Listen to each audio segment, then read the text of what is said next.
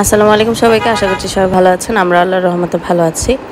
আমরা অনেক দিন পর হাঁটতে বের হয়েছিলাম। আমি অনেক অসুস্থ ছিলাম, আমার একটা অপারেশন হয়েছে, হসপিটালে ছিলাম। তো হসপিটাল থেকে আসার পরও তেমন একটা বের হওয়া হয়নি, কারণ আমাকে ফুল বেড রেস্ট দিয়েছে। তো ইনারা বোর হয়ে গিয়েছিল, ওদেরকে নিয়ে একটু হাঁটতে বের হয়েছি। তো ওদেরকে নিয়ে হাঁটতে বের হয়ে দেখি যে আমাদের বাসার পাশে ওই রাস্তা পুরা সাজানো।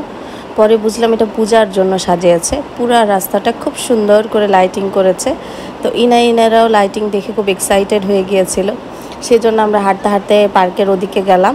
পার্কের ভিতরে পূজা আয়োজন হয়েছে। তো ইনারা সহ যেহেতু বের হলাম, হাঁটলাম।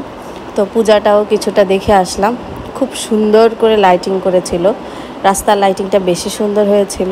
তো সেটাই শেয়ার করবো আপনাদের সাথে, আশা করছি আপনাদের ভালো লাগবে।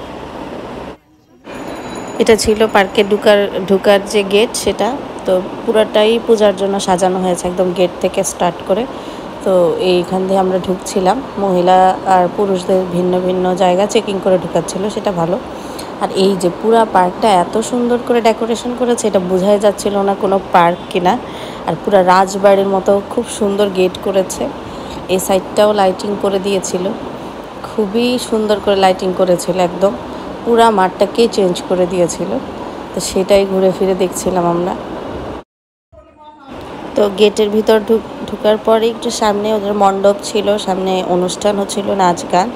তো আমরা ঢুকলাম একটু ভেতরে, কেমন দেখার জন্য, কিভাবে কি হচ্ছে এটা একটু দেখার জন্য। একদম ভিতরে যাইনি, আমরা গেটের সামনে একটু দাঁড়িয়ে জাস্ট একটু দেখেছিলাম ভেতরটা কেমন। আর ইনারাও একটু দেখতে যাচ্ছিল, তো ওদেরকে একটু দেখালাম।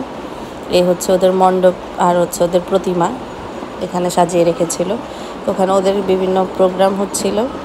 আমরা 1-2 মিনিট একটু দাঁড়িয়ে আবার চলে এসেছিলাম বাসায়। আর বাহিরে প্রচুর বৃষ্টি হচ্ছিল। আমরা বের হওয়ার পর বৃষ্টি শুরু হয়ে গেছে, আমরা বুঝতে পারিনি।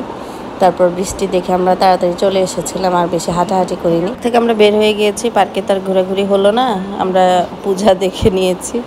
তো হচ্ছে বের হয়ে যাচ্ছিলাম, বৃষ্টি যেহেতু, ইনার ঠান্ডা লেগে যেতে পারে। তো বের হওয়ার রাস্তাটা অন্য সাইড দিয়ে ছিল, ওই সাইড দিয়ে আমরা বের হয়ে রিক্সা নিয়ে চলে এসেছিলাম বাসায়। তো ভিডিওটি এখানে শেষ করছি। সবাই ভালো থাকবেন, আমাদের জন্য দোয়া করবেন। আল্লাহ হাফেজ।